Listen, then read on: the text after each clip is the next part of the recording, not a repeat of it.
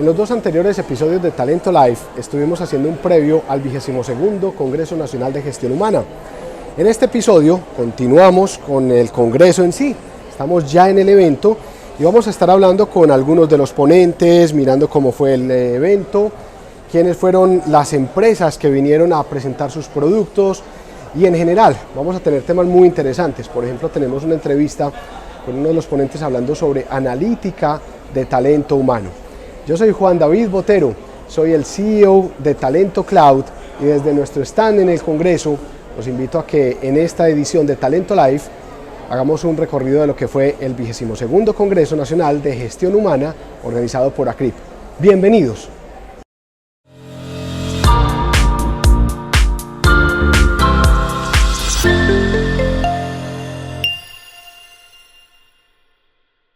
Y arrancamos esta edición de Talento Live en el tercer día del Congreso. Enseguida vamos a hablar de los otros días, vamos a tener invitados, pero quiero arrancar esta edición con el tercer día del Congreso porque me encontré con una invitada muy especial. Este Congreso ha sido un éxito. Estaban esperando convocarse 500 personas, finalmente vinieron 700 personas. Los ponentes son increíbles, los stand que tenemos son espectaculares, empezando por el nuestro, pero todo esto es culpa de ella. Marta, bienvenida a Talento Live. Marta, antes que nada, muchas gracias por este evento tan espectacular.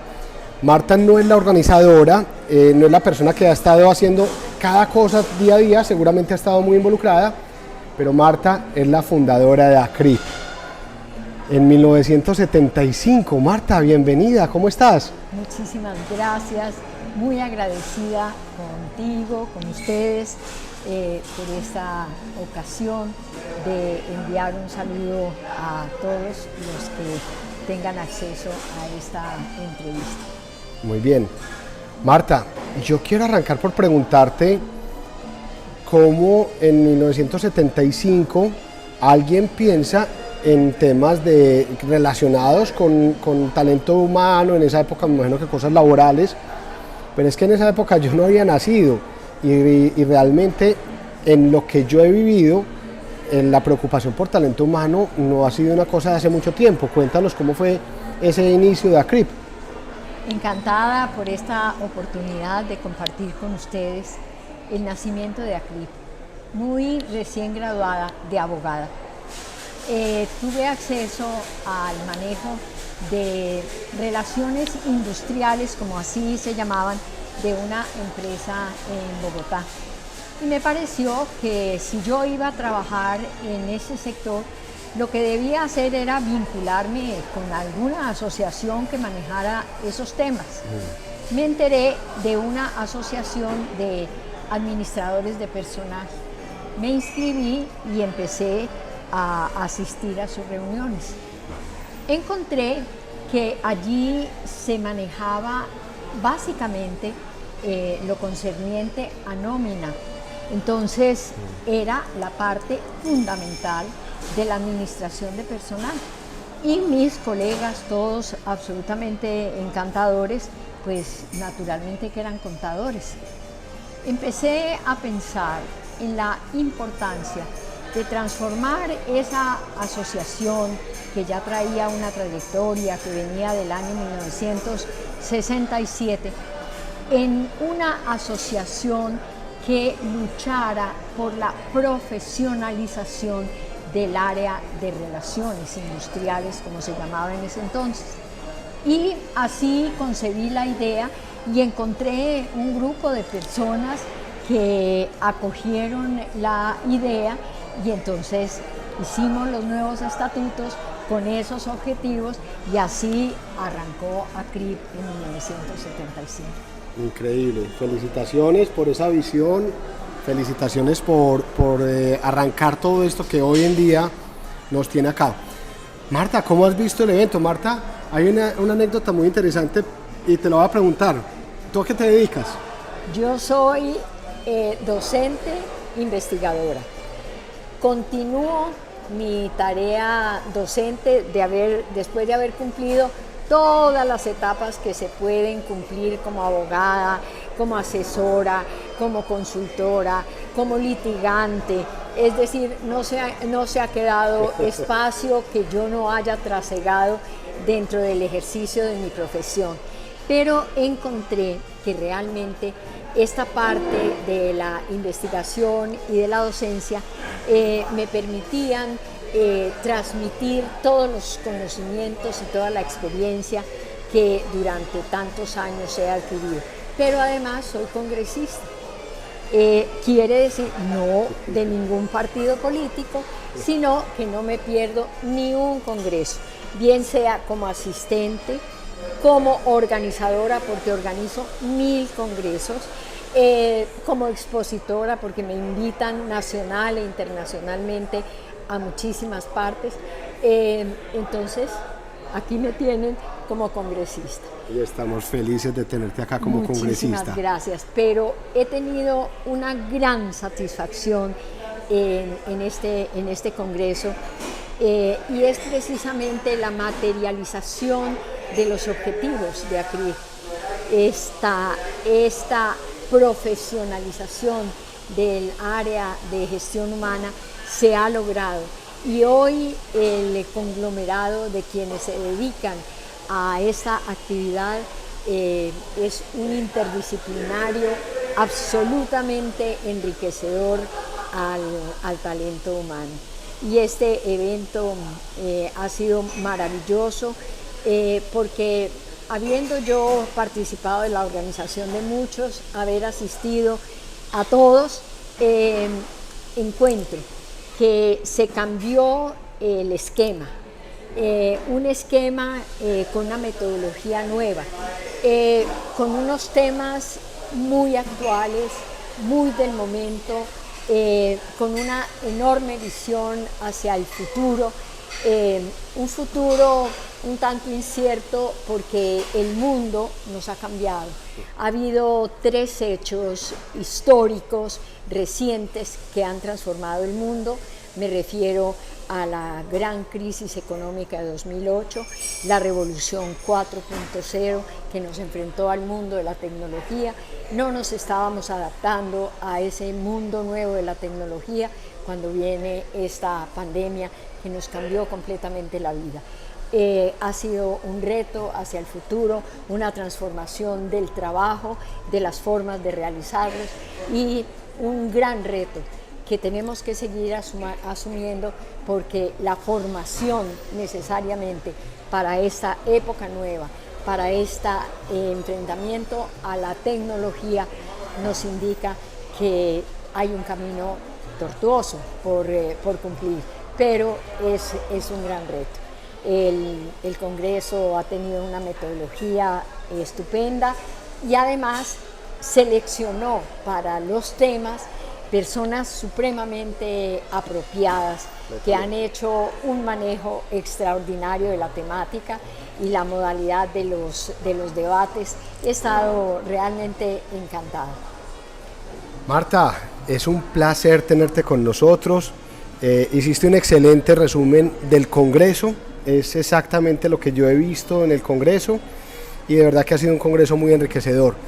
Muchas gracias por estar con nosotros en Talento Live, Marta. Muchísimas gracias a ustedes por esta oportunidad, a ti especialmente. Un saludo muy afectuoso para todos, muchos éxitos en esta misión, que es una misión importante porque trabajamos con la gente. Así es. Así arrancamos Talento Live. Bienvenidos a esta edición. Seguimos en Talento Live hablando sobre el 22º Congreso Nacional de Gestión Humana organizado por ACRIP y estamos con Gladys Vega. Gladys es la presidenta de ACRIP en general en Colombia y también de la Federación y también del capítulo Centro, ¿correcto, Gladys? Así es, así es. Muchísimas gracias por estar aquí. Realmente este tipo de eventos pues no pueden ser viables sin los patrocinadores como ustedes y pues son un elemento fundamental de este tipo de espacios donde lo que necesitamos es co-crear y ampliar el conocimiento de nuestra función.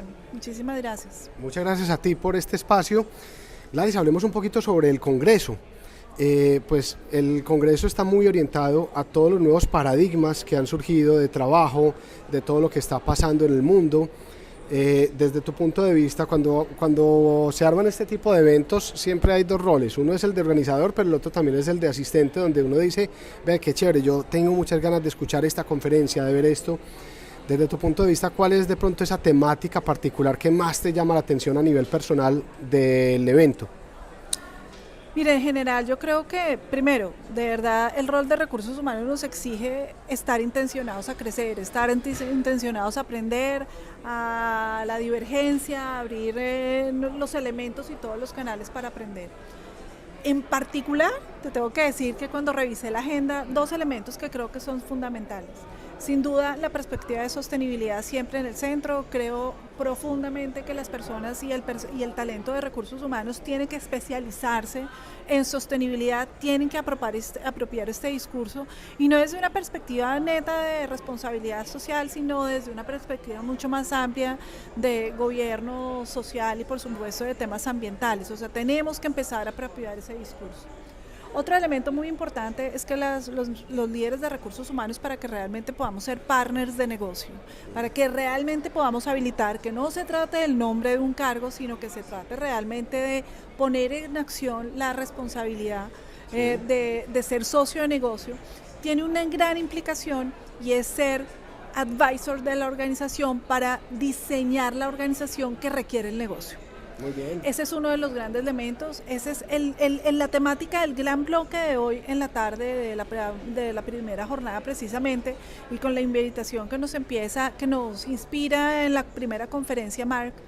Lo que nos está diciendo es que las organizaciones, dada esta coyuntura, no solamente por procesos de transformación digital, sino realmente hoy las organizaciones tienen que migrar hacia un mindset mucho más ágil, bien sea pero este mindset se trata más de un tema adaptativo que de un tema técnico. Y precisamente por eso, si bien traemos algunos elementos y aprendizajes también de frameworks, de diferentes frameworks como agilidad, pero otros podrían decir lead, otros podrían decir holacracia, otros podrían decir diferentes elementos, lo más importante es que en recursos humanos apropiemos nuestra responsabilidad y que estemos a la altura de la discusión para ser capaces de plantear la organización correcta para el contexto correcto. Eso es lo más importante. Muy bien, muchísimas gracias por este espacio. Sé que ya todos tenemos que correr porque ya enseguida empiezan las conferencias. Te agradezco mucho. ¿Algo más que resaltar sobre el evento que quieras destacar? ¿Alguna particularidad? El aprendizaje se da en los foros, pero el aprendizaje se da en estos espacios. El aprendizaje se da desde escuchar los diferentes patrocinadores, desde entender qué existe en el mercado. El aprendizaje también se da en la conversación con los colegas, en el almuerzo, en el compartir. Ahí está el aprendizaje. Muchos pueden entender que solamente en función de escuchar a algunos expertos. Yo creo profundamente que quien está intencionado a crecer encuentra posibilidades de aprendizajes en todos los elementos. Yo tengo que decir, 30 años de experiencia laboral y 30 años trabajando como vicepresidente de recursos humanos en grandes empleadores, y tal vez donde más potenciado he tenido mis aprendizajes es cuando me acompaño de buenos partners que apalenquen de hecho ese aprendizaje. Entonces a mí sí me sorprende muchas veces cuando los líderes de recursos humanos no sienten que atender a los consultores es una carga más.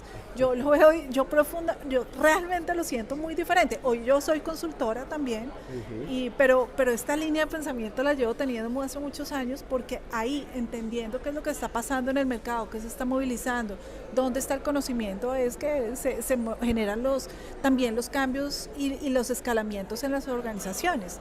Así lo entiendo y lo sigo defendiendo aún más ahora pues que soy consultora. Muy bien, muy bien. Muchas gracias por acompañarnos este rato en Talento Live y pues listos para disfrutar todo el evento. Gracias. Seguimos con Talento Live.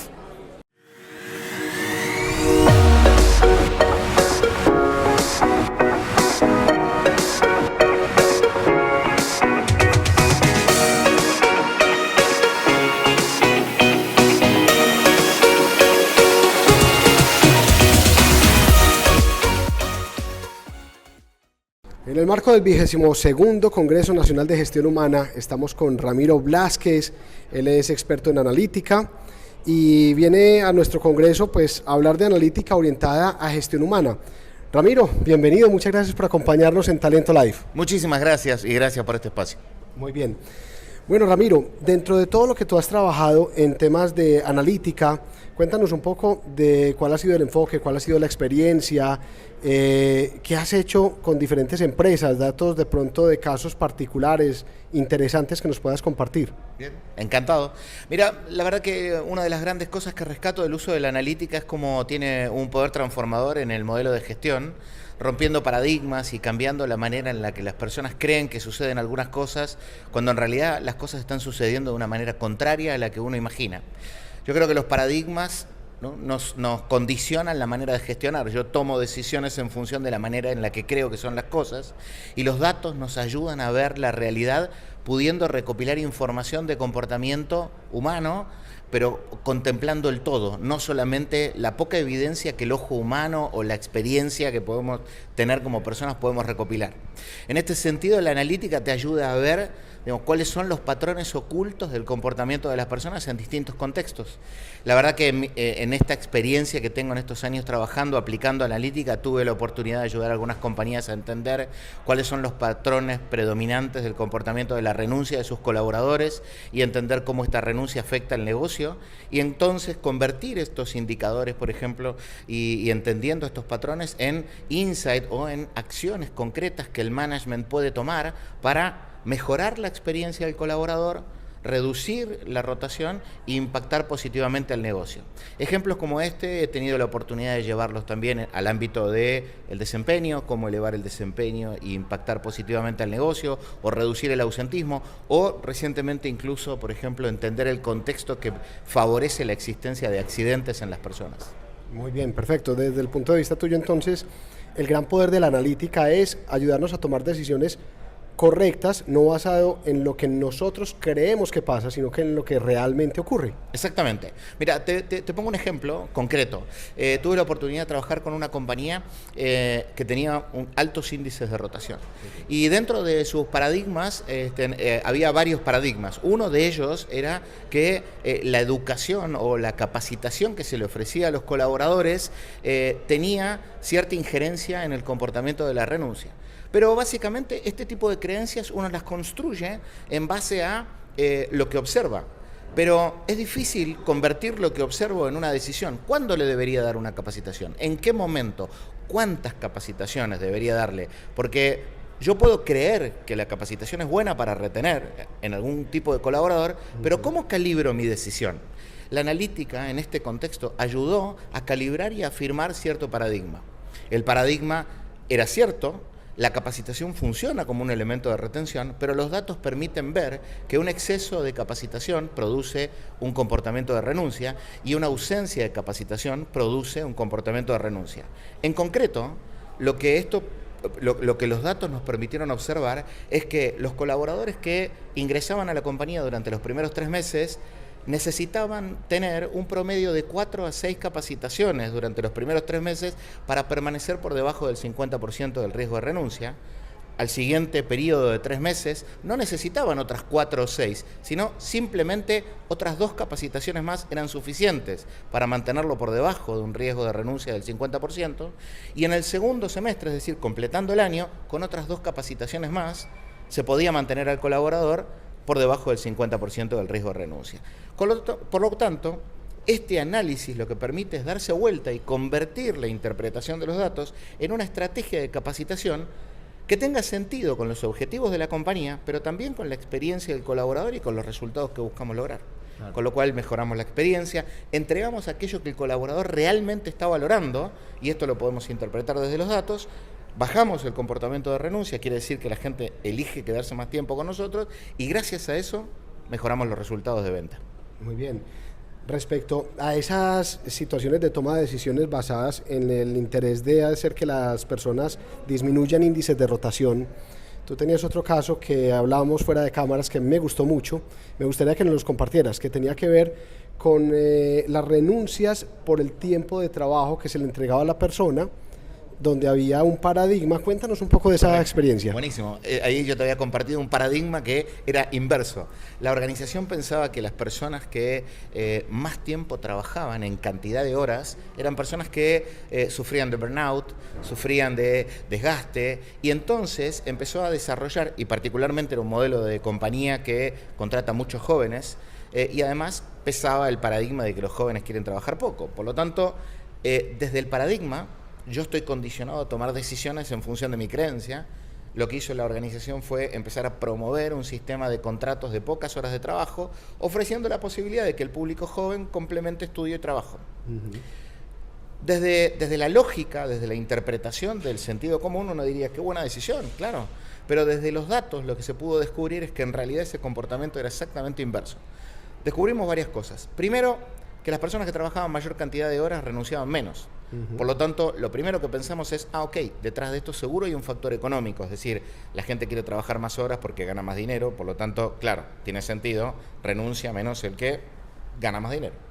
Pero después nos cuestionamos, ¿esto tiene que ver con una cuestión de cantidad de horas, si es solo un factor económico o podría ser un factor de expectativas? Es decir, si mi contrato dice que yo voy a trabajar 30 horas y trabajo más o trabajo menos, cambia mi sentir respecto de quedarme o irme de la organización.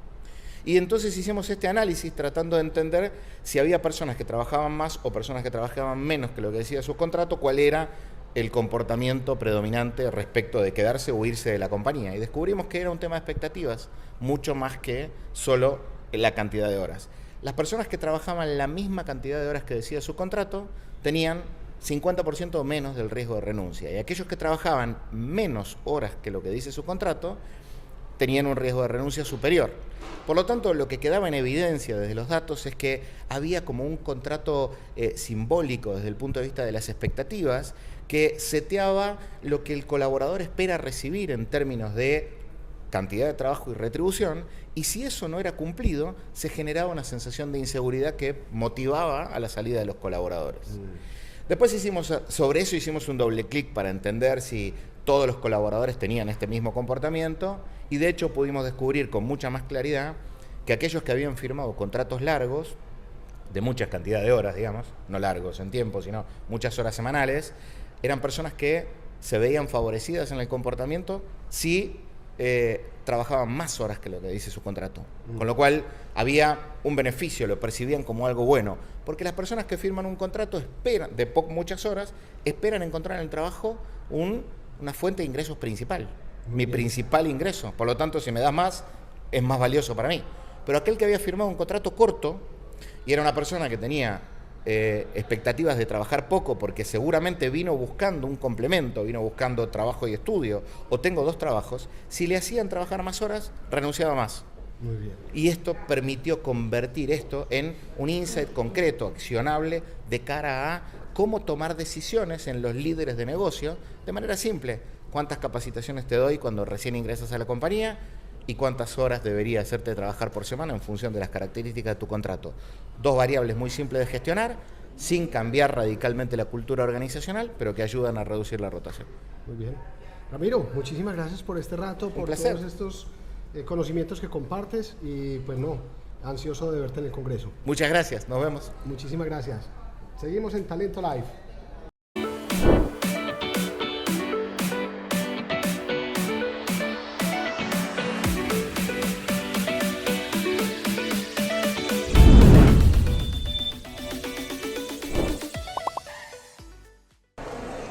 Hola, bienvenidos a la cápsula Talento Live. Hoy estamos haciendo cubrimiento del Congreso Nacional de Gestión Humana, donde hemos estado como patrocinadores y invitados, y además de todo, hicimos un recorrido por todo el evento y algunos de los participantes nos cuentan un poco de ello. Acompáñennos.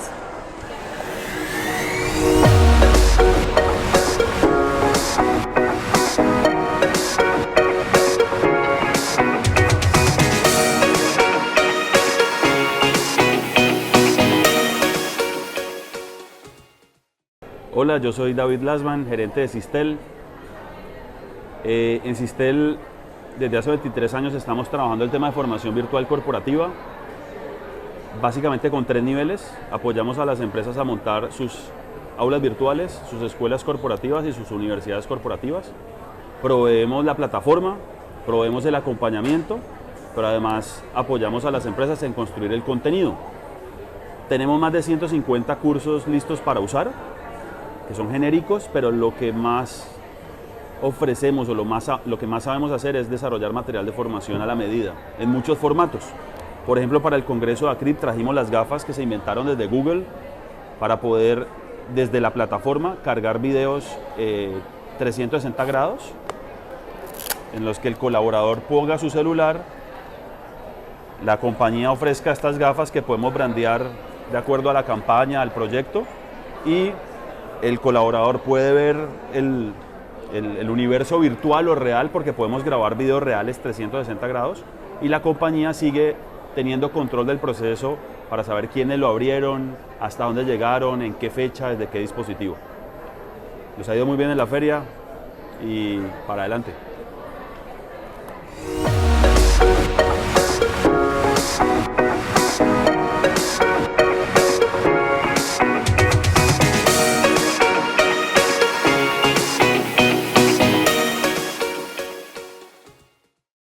Hola, mi nombre es Sandra Milena Caro López, soy de la ciudad de Medellín, soy psicóloga de formación y estoy como invitada al Congreso Nacional de Gestión Humana. Es mi primera experiencia en este espacio de aprendizaje, ha sido muy enriquecedor todo el tema de People Analytics, el tema del metaverso, la transformación de la tecnología en las áreas de gestión humana. En especial me encantó la charla de Paola Santos con su invitación al cambio de los entornos VUCA, a los entornos BANI y el desarrollo de las habilidades en los líderes de ser líderes ágiles, éticos, accountabilities y desarrolladores de equipos. Creo que para mí fue de las cosas que más me conectó y me lleva a abrir un poco el espectro más, y creo que a todos los líderes de gestión humana nos invita a repensar la forma en cómo estamos trabajando en nuestras organizaciones y a cambiar el chip para poder llegar a un lugar mucho más estratégico al interior de las organizaciones. Muchas gracias por este espacio. Hola, ¿qué tal? Buenas tardes. Mi nombre es Nahuel Pailos, soy Sales Manager de Visma, una empresa internacional que brinda servicios de software para todo lo que es la gestión de recursos humanos. Trabajo hace más de 15 años en el mercado tecnológico justamente de recursos humanos, acompañando a distintos gerentes, directores, líderes a transformar el área dentro de las compañías. Estoy participando del Congreso de ACRIP desde el día de ayer.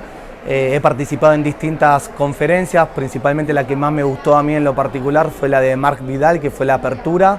La verdad que yo creo que los tópicos que se tocaron fueron bastante entretenidos, más que nada pensando en la importancia de lo que tiene que ver con la tecnología, pero principalmente en el mindset que tiene que hacer la gente para poder utilizar la tecnología. No pasa únicamente por implementarla, utilizarla y demás, sino de aportar para el valor y crear valor agregado, justamente lo que tiene que ver el negocio, sacando el provecho de todo eso, ¿no? Así que para mí creo que es de gran valor lo que comentó, las diferentes etapas que tuvo la revolución en lo que estamos viviendo ahora, que es mucho más exponencial y mucho más acelerado de todo lo que se vivió en toda la historia de la humanidad.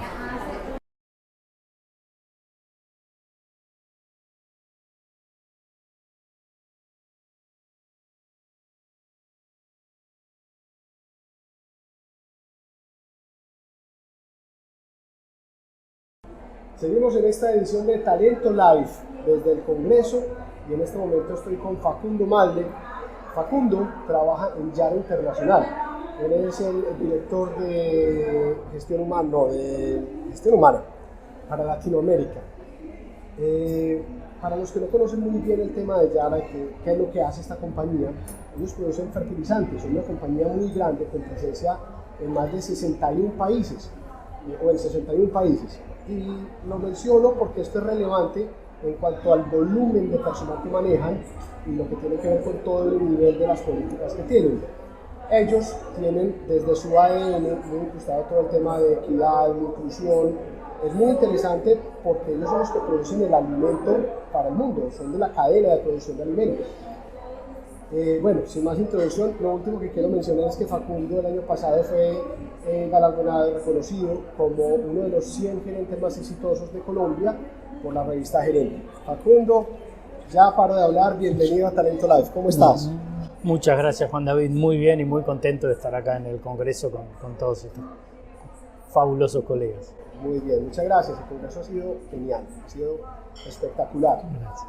Facundo, yo quería empezar por preguntarte, con todo este tema de equidad e inclusión, normalmente hay muchas personas desde la alta dirección que dicen, es que eso no da plata, la equidad no me va a mover la caja, ser equitativo no es lo que nos va a sacar adelante. ¿Ustedes cómo ven el tema? ¿Tú cómo ves el tema? Bueno, yo lo dividiría en dos, ¿no? O sea, lo primero que digo es aquellas personas que miran la caja, que se preocupen por la diversidad y la inclusión. Porque realmente tener equipos diversos, cuando hablamos de diversidad e inclusión no hablamos solamente de temas de raza, de temas de género, de temas de LGTB, de temas de edad, hablamos también de temas de mindset. Sí. Entonces, tener un equipo diverso lo que hace es que las discusiones sean diferentes, que los puntos de vista sean diferentes, y eso finalmente es lo que termina generando mayor rentabilidad a una compañía económica, ¿no? Entonces, ese es un punto. ¿Por qué es importante la diversidad e inclusión? Porque ayuda a que el negocio esté más actualizado. Pero por otro lado, cuando nosotros desarrollamos políticas de diversidad, equidad e inclusión y las ponemos en práctica, porque no es solo declamarlas, lo que hacemos es que la gente pueda trabajar en un ambiente lo más confortable y agradable posible. Que cada uno de nosotros pueda ser realmente quien es y no tenga ningún miedo de expresarlo. Nosotros ponemos un ejemplo cuando hablamos de diversidad e inclusión, que es diversidad es si todos nosotros vamos a una fiesta, ¿sí? Aunque seamos de distintas nacionalidades, de distintas edades, pero si no vamos todos, si no invitamos a todos a bailar en la fiesta, no estamos incluyendo a la gente. Muy bien. Entonces, uso esa metáfora porque es muy importante. No alcanza con ser diverso, alcanza con incluir la diversidad dentro de la forma de trabajo de las compañías.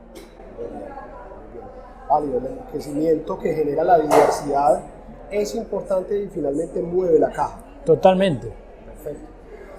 Ese camino que ustedes han recorrido, Facundo, pues yo sé que nos quedaríamos acá toda la tarde hablando del camino, pero de pronto, resumido, ¿cómo ha sido ese camino? ¿Ustedes de dónde pensaron, de dónde sale la idea de es importante trabajar en esto?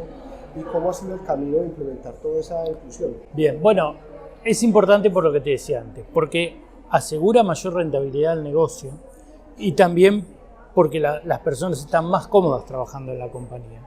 Y el camino que empezamos recorriendo en América Latina tiene que ver primero con lo que yo mencionaba de empezar a trabajar con los sesgos, empezar a romper estereotipos. Eso fue lo primero y para mí es lo más disruptivo, si se quiere, cuando trabajar con los sesgos desde la base, no solamente desde las gerencias. Y después empezamos a generar indicadores, empezamos a ponernos targets en lo que tiene que ver con reclutamiento y promociones, promociones a nivel de género, a nivel de edades también. Después yo te diría que un aspecto muy relevante fue el tema de crear la posición de gerente de diversidad e inclusión para Latinoamérica, porque eso es un mensaje a toda la organización de cuán importante es este tema. Y después que los temas de diversidad e inclusión sean manejados con una línea conceptual, pero que quienes se empoderen sean los empleados. Nosotros tenemos 70 embajadores que trabajan en un grupo de etnia, en otro grupo de religión, en otro grupo de género y en otro grupo de orientación sexual, ¿sí? Entonces, esos embajadores que están divididos en estos 4 grupos son quienes manejan la agenda de esos temas, quienes comunican los temas en toda la organización y quienes lideran el grupo de embajadores. No necesariamente es un gerente, puede ser una recepcionista, puede, exactamente, la figura del gerente de Diversidad e inclusión lo que hace es asegurar que eso funcione de la mejor manera, ¿no? Y conectarlos a todos. Pero ellos funcionan de manera autónoma, ellos ponen los temas de agenda arriba de la mesa, ¿sí? Y en esos grupos no hay una jerarquía de roles en lo que tiene que ver con el aporte de los temas que se tratan. Muy interesante esa estructuración y muy interesante esa forma de abordarlo, donde no estamos trabajando con la jerarquía organizacional, sino como tú lo mencionas, cualquier persona de la organización tiene el rol y se autogestiona. Sí, cualquier persona que le interese ser embajador puede formar parte de esos grupos, y porque en el fondo, ¿qué es lo que nosotros buscamos? La empresa está dentro de la sociedad y nosotros tenemos que representar lo bueno de la sociedad dentro de la empresa. ¿Sí? O sea, nosotros tenemos que ser un espejo de lo que pasa en la sociedad dentro de la empresa. Ser constructores de sociedad, que es sumamente importante, ya lo hemos hablado, no simplemente ser unos actores que producen unos beneficios para sus interesados, que está bien, pero ser constructores de sociedad. Exacto, y de manera colaborativa. Facundo, un placer conversar contigo, tenerte acá, verte en el Congreso. Muchísimas gracias por estos minutos. No, por favor, el gusto es mío, Juan David. Muchas gracias por todo. Seguimos con Talento Live. Facundo, en Talento Live. Muchas gracias.